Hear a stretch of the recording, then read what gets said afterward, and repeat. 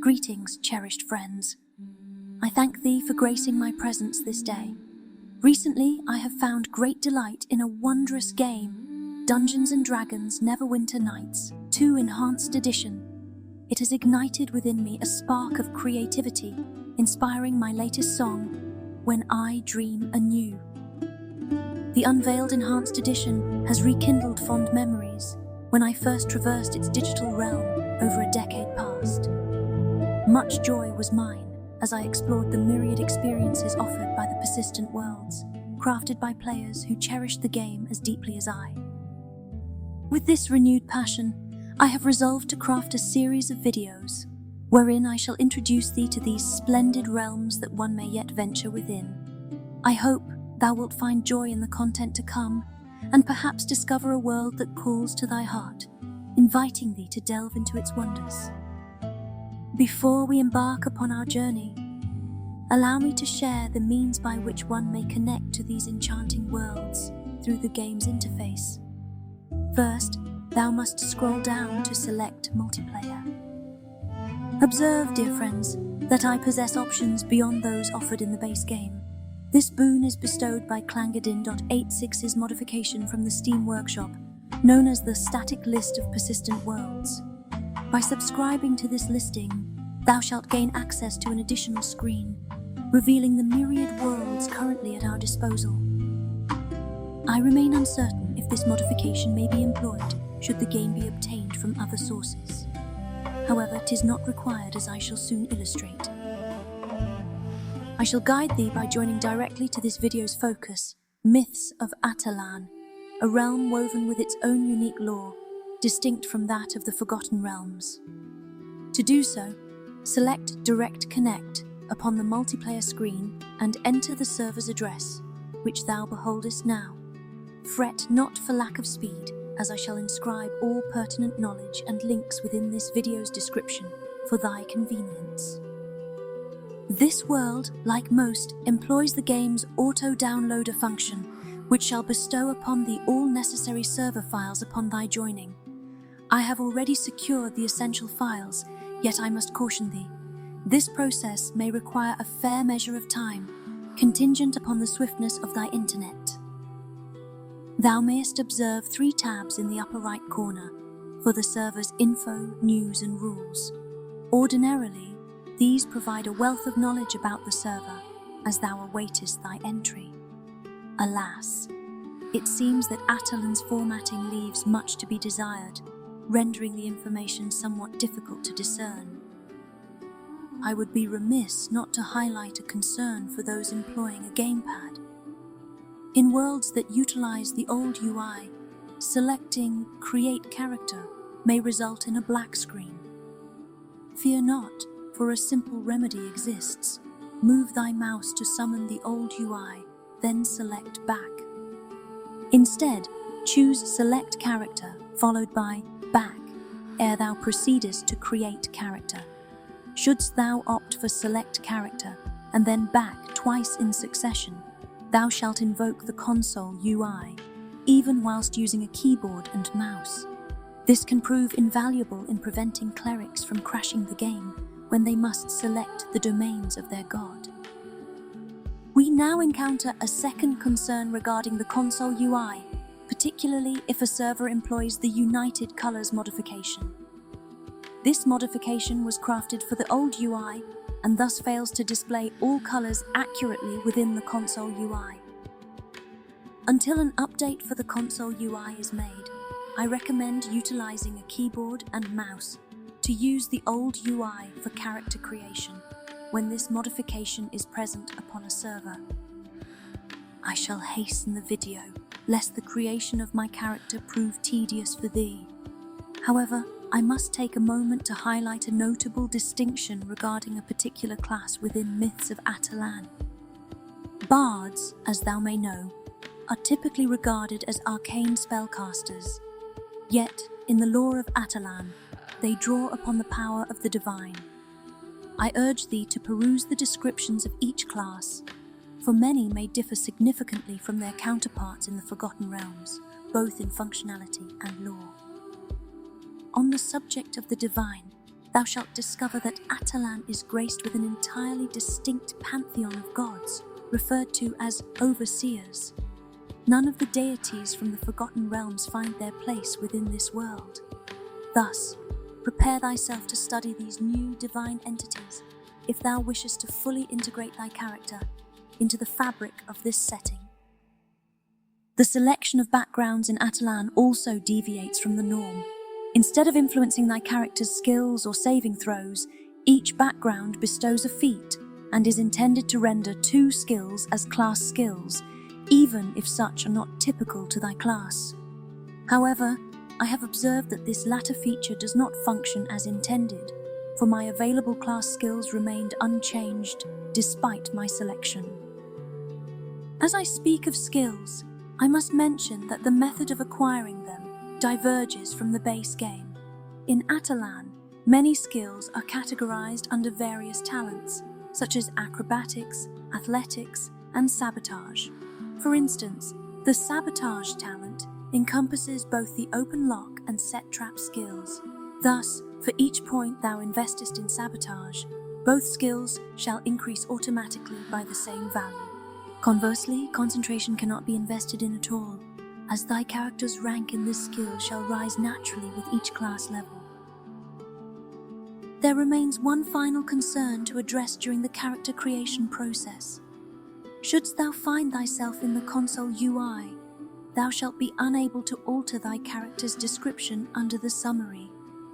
However, this can be amended if thou art utilizing the old UI. Yet, worry not, for this is of little consequence. The majority of persistent worlds that emphasize roleplay shall permit thee to modify thy character's description once thou art within the realm.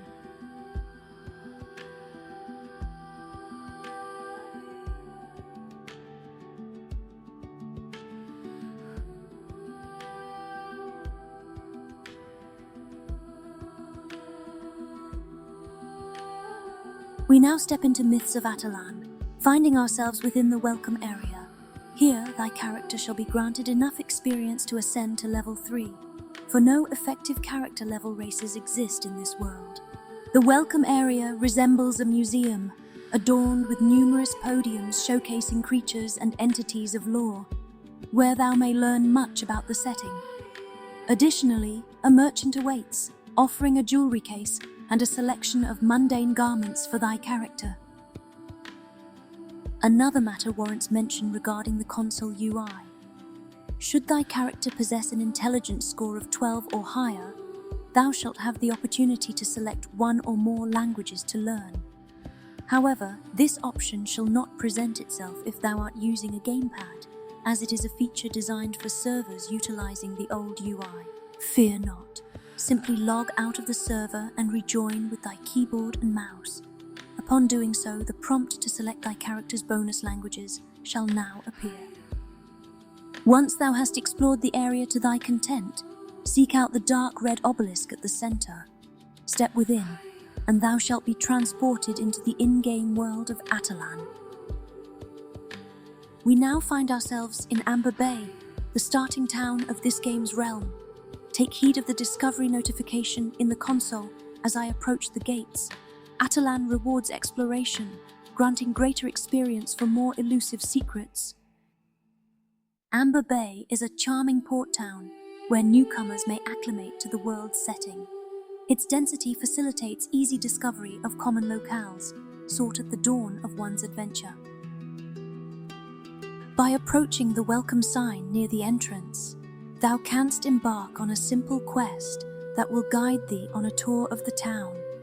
Take note, however, the console UI cannot display the custom quest system that Atalan employs. Those using a gamepad must resort to their mouse to switch to the old UI for navigation. The quest guides us to explore the bounty offices, crafting hall, market, bank, and... what's this? Blind Kraken? Quite the error. It is meant to read Blind Kraken. Anyway, once thou hast visited each of these locations in any order, thou needest only return to the receptionist in the town hall to complete the quest. I shall utilize this task to provide a tour of the town. Let us commence our journey towards the market. I shall lead the way. I hope thou shalt enjoy the scenery and appreciate the dedication displayed by the service staff in crafting this lovely town.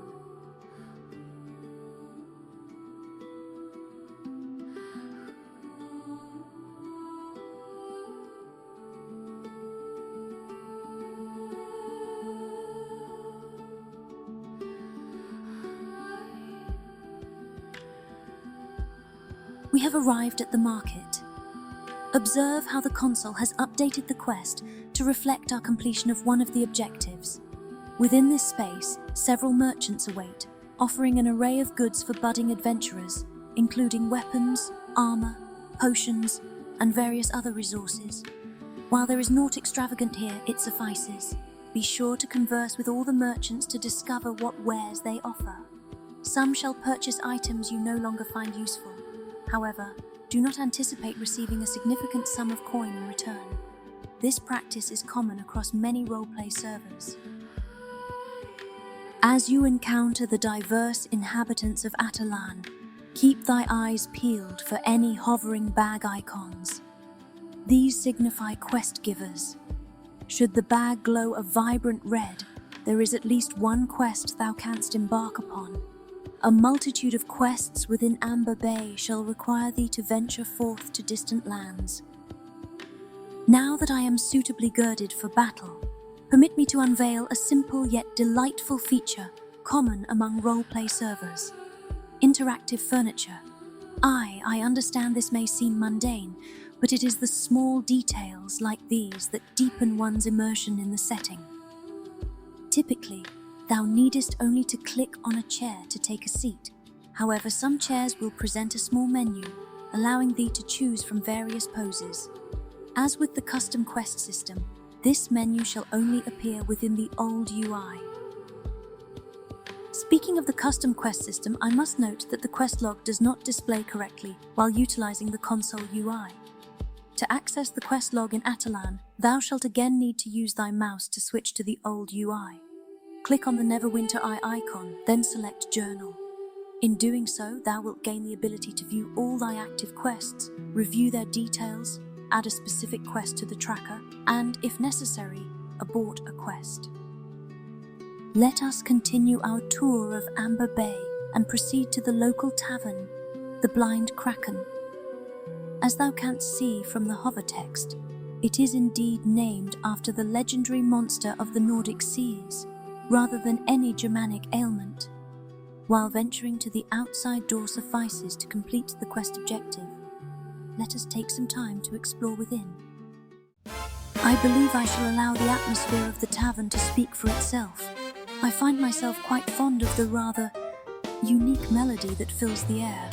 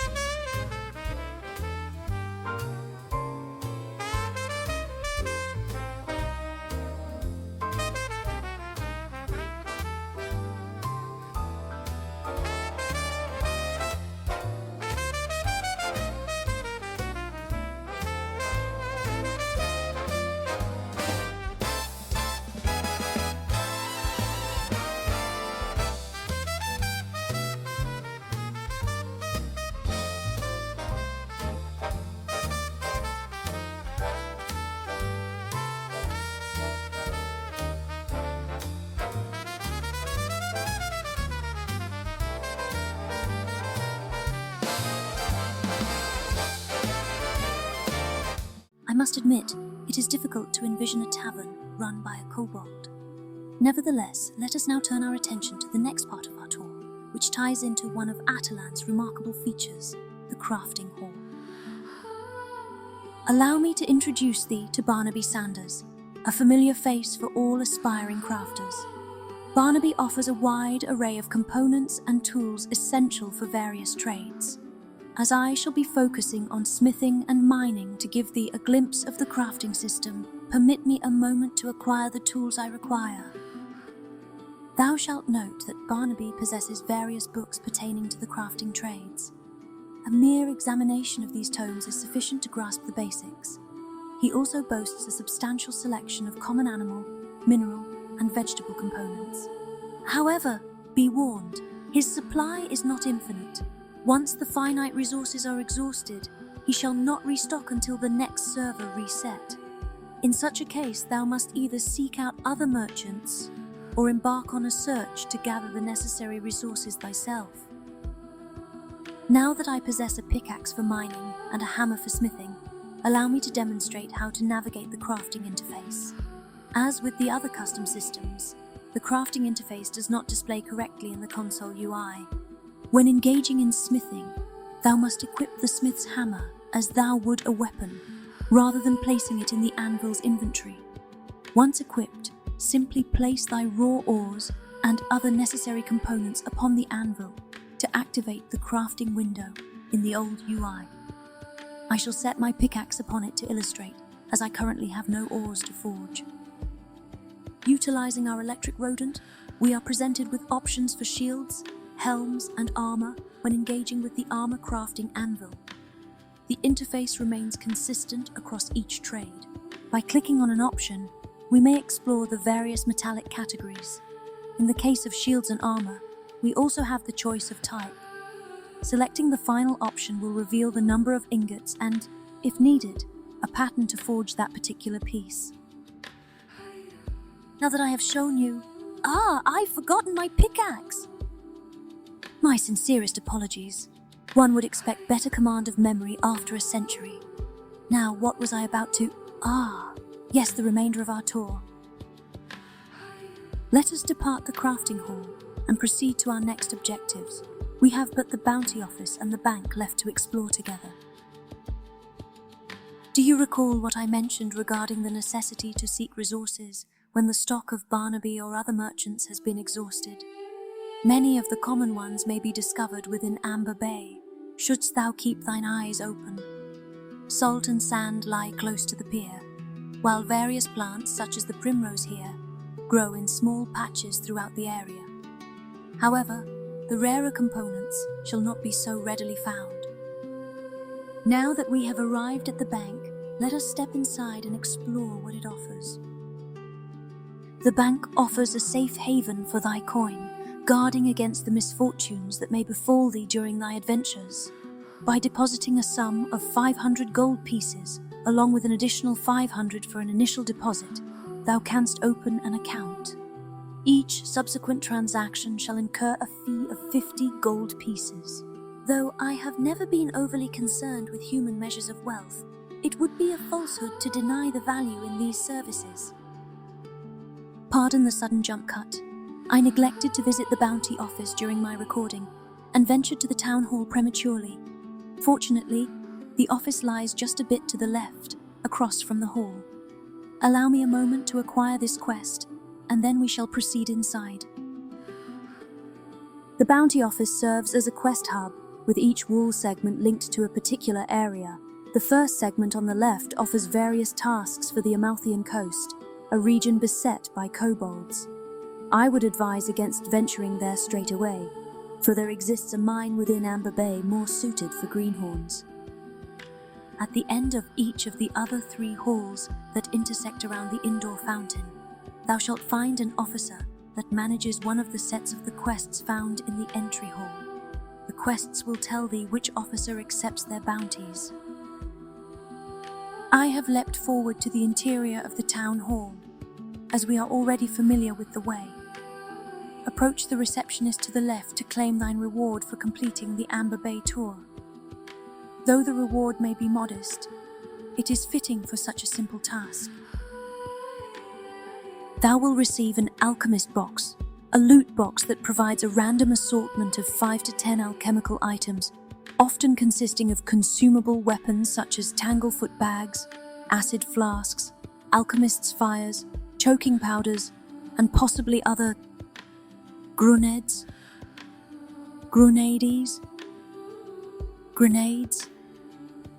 I confess I have not encountered that word before.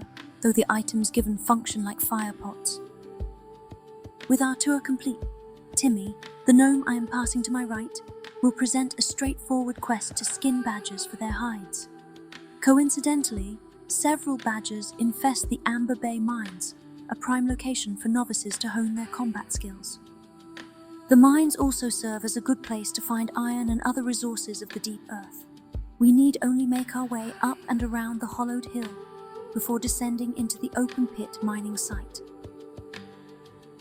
The mine is a rather small dungeon, so thou art unlikely to lose thy way. In the first chamber, thou shalt encounter a few rats and badgers, which should pose little challenge. Deeper within, however, await spiders, including a formidable boss spider that I would not recommend confronting just yet.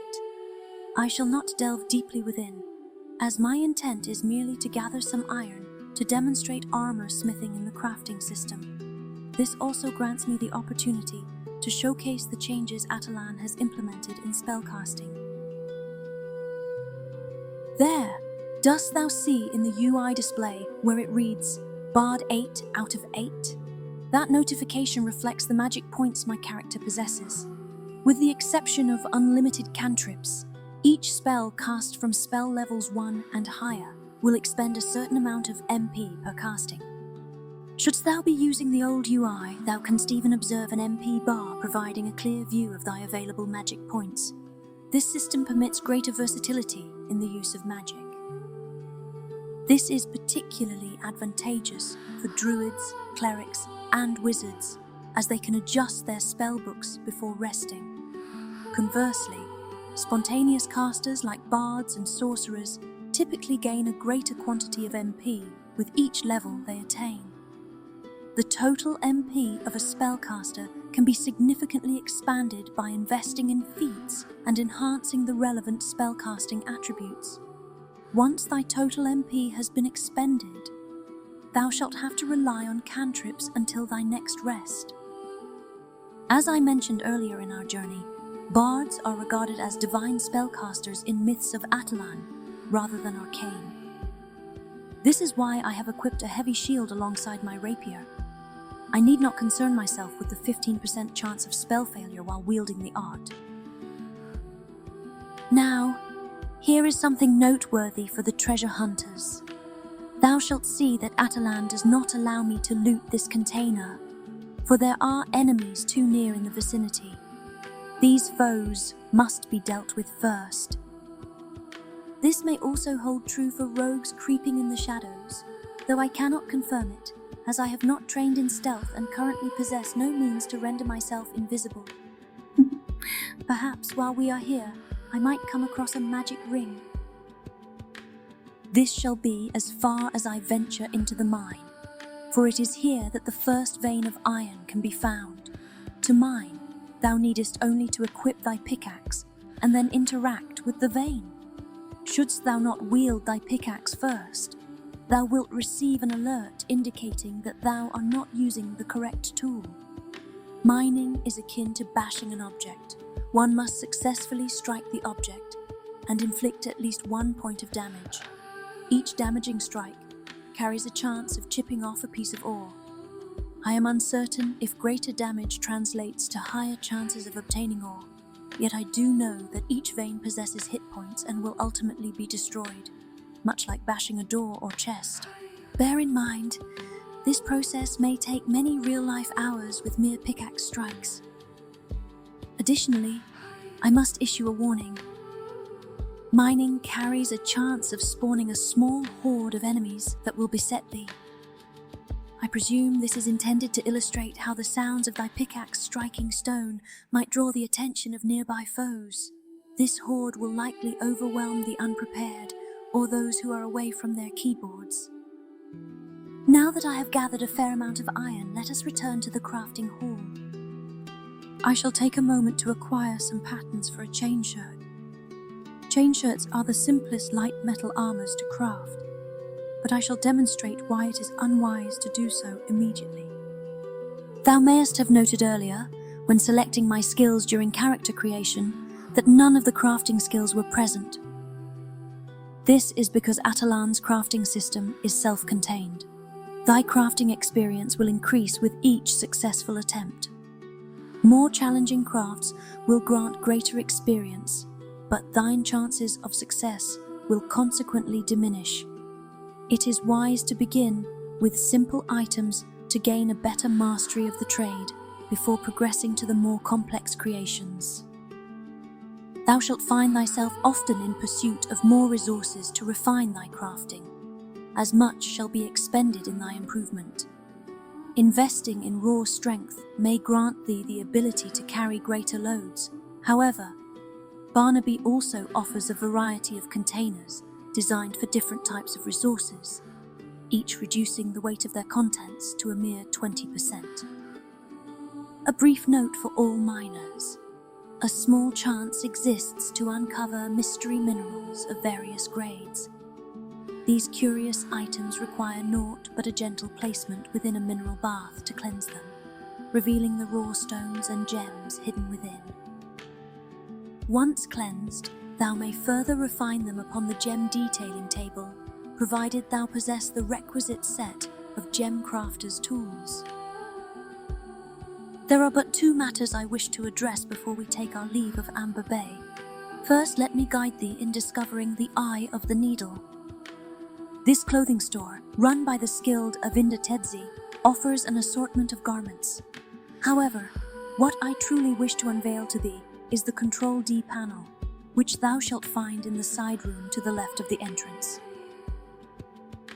The Control D panel is a remarkable device that permits thee to alter the appearance and color of the gear thou currently have equipped, including thy weapon, shield, helm, boots, cloak, armor, and clothing. More delightful is that this panel utilizes the game's base dialogue system, allowing it to function seamlessly with both the console and old UI, freeing thee from the necessity of using thy mouse. A small inconvenience does arise, however, as the right analog stick will not grant thee control of the camera whilst engaged in dialogue, and selecting colors necessitates the use of the mouse.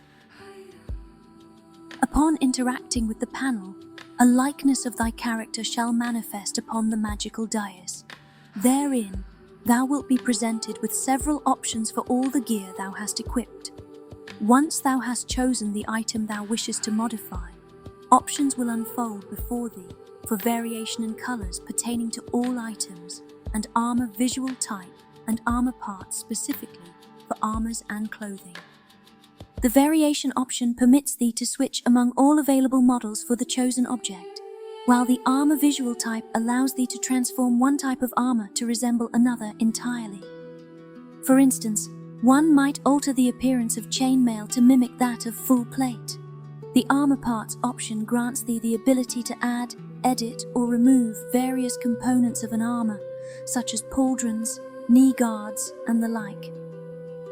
The color sliders grant thee the ability to adjust the hue, lightness, and saturation settings for the 3 tints that may be available for each piece of gear. Oftentimes, only 2 of the 3 tints will indeed affect thy item's appearance, so a bit of experimentation shall be required to discern which combinations work. By utilizing all these features, thou can craft armors and weapons that are befitting of thy character's unique style, a true reflection of their essence. Now, allow me to guide thee through Myths of Atalan's fast travel system. We shall make our way to the docks and seek out Rhodes McClaxon, a rather excitable gnome who presents options for several locations scattered throughout the realm. Simply select thy desired destination, and thou shalt be transitioned to her counterpart at said location. Do keep in mind, however, that the selections are limited to the diverse melting pot of Amber Bay and settlements constructed for the various player races of Atalan. During recording, I was reminded of one final feature I wish to share, an addition many persistent worlds may incorporate. Oftentimes, thou shalt encounter a second bar adorned with various shortcuts for additional functionalities bestowed by the server's staff, though this bar can only be utilized within the old UI. The contents of the bar may vary, yet the most frequent options include player search, PvP or hostility toggle, character description editor, emote options, language selection, and dice rolls. Shouldst thou find thyself upon a server and detect no bar of this nature, I suggest right-clicking upon thy character to see if an option labelled PC Tools is present. Alas, PC Tools requires an update to work fully with Neverwinter Nights 2 Enhanced Edition, and I am uncertain if its original creator remains a part of the Neverwinter Nights 2 modding community. This leaves us to rely on the goodwill of others who would be willing to update PC Tools. Alternatively, servers may choose to adopt the second bar feature in place of PC Tools altogether. Now, let us at last venture forth into the wider realm of Myths of Atalan. We now find ourselves at our first circle waypoint transition. There are times when the circle struggles to detect a player character's entry when one is using a gamepad. Simply press the right analog stick to trigger strategy mode, and then select the waypoint with thy cursor. Welcome to the enchanting continent of Eramira, a continent recently discovered by the humans of the mainland, where ancient legends are found to be true tales, and mystery and adventure lies around every corner. That passage is from the main page of forums.mythsofatalan.com. The server employs the world map system first introduced in the Storm of Zehir expansion of the original Neverwinter Nights 2, a feature that draws me back time and again. Indeed, few persistent worlds ever embrace this system, and I believe Atalan stands as the sole bastion that continues to do so. Thou mayest have noticed the roadstones I have been using to jump between various parts of the world map, another means of fast travel that this realm offers.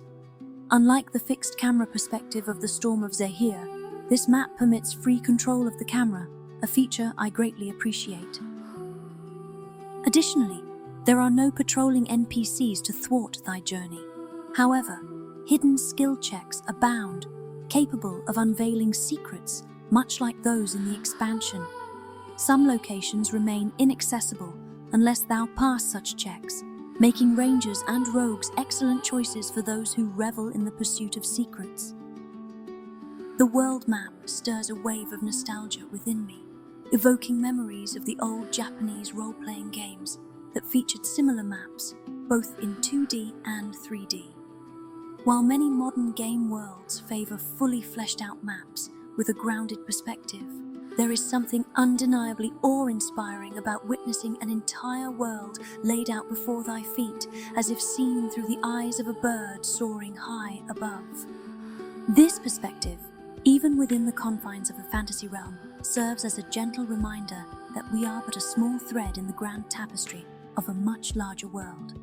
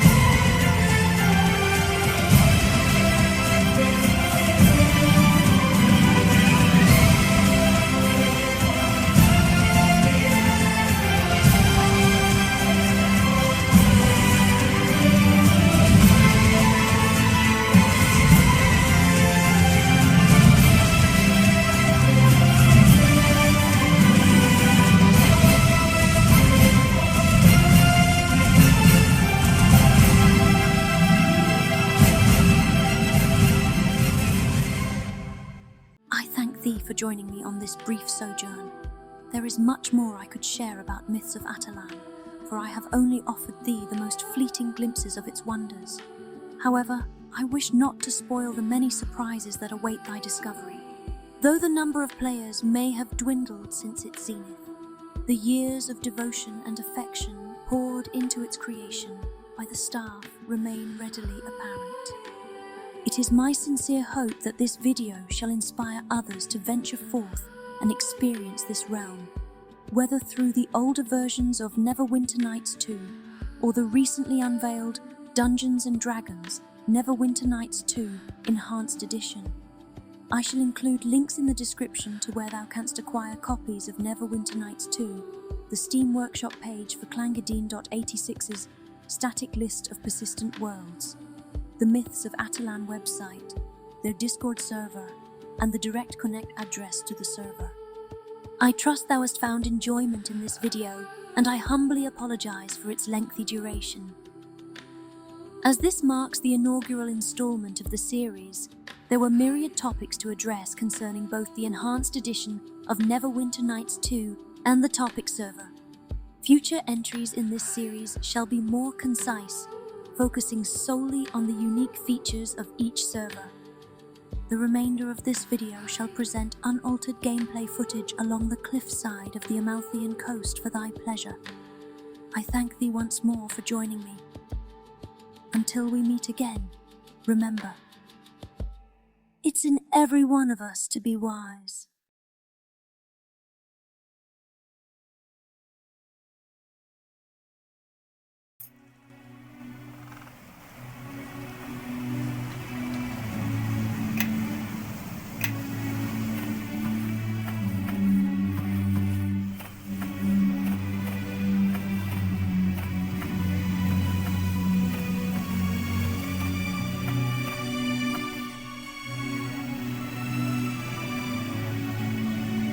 Bonaparte.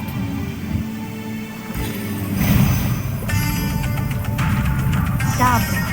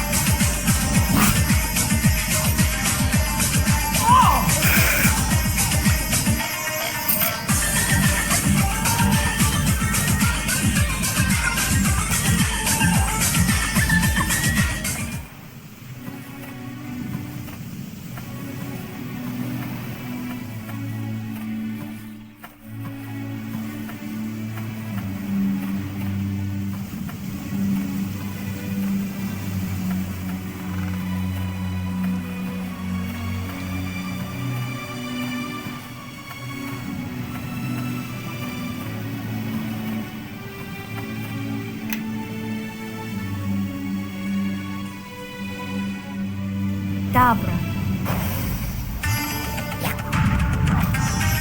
Dabra.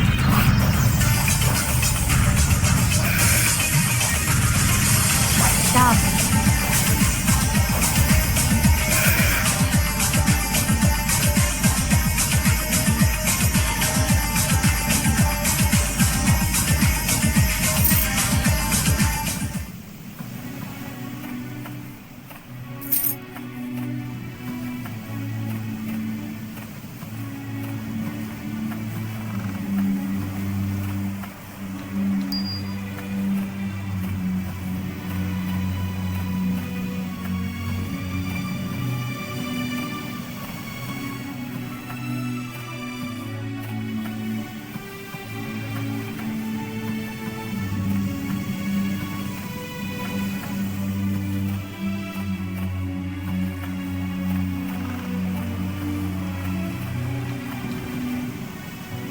Dabra.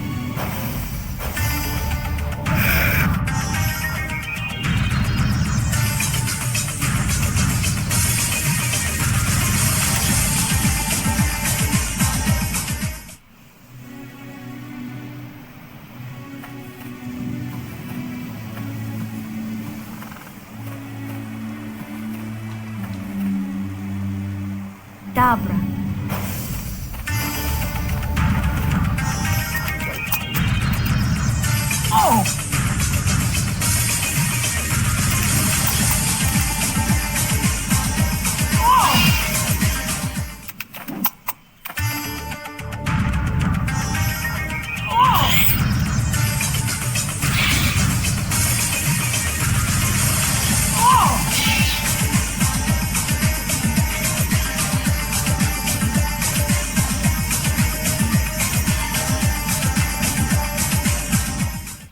Sanctus.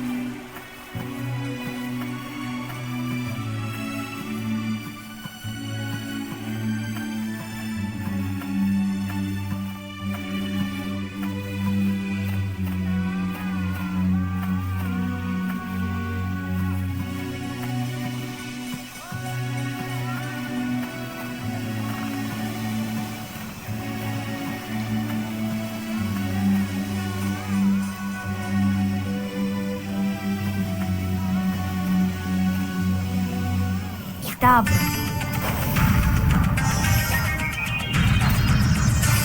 Dabra.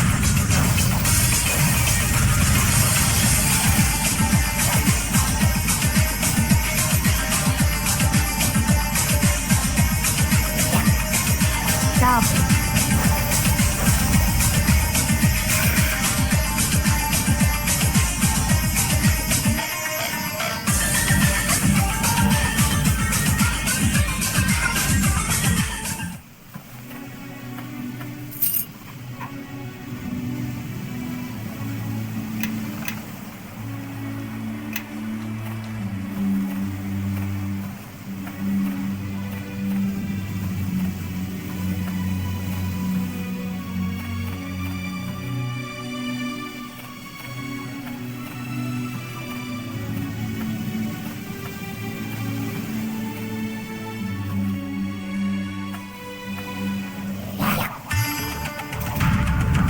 Dabra.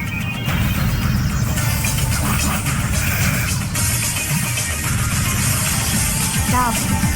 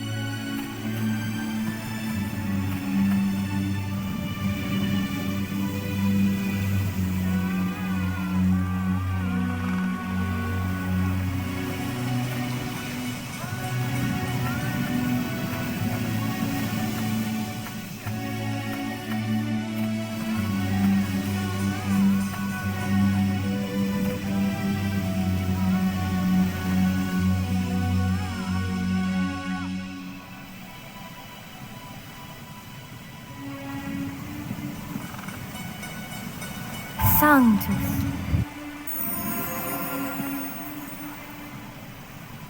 Sanctus.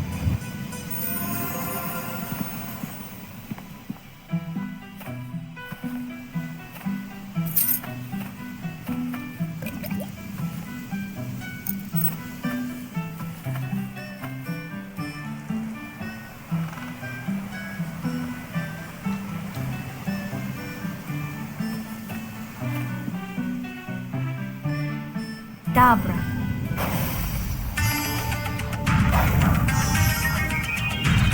Dabra. Dabra.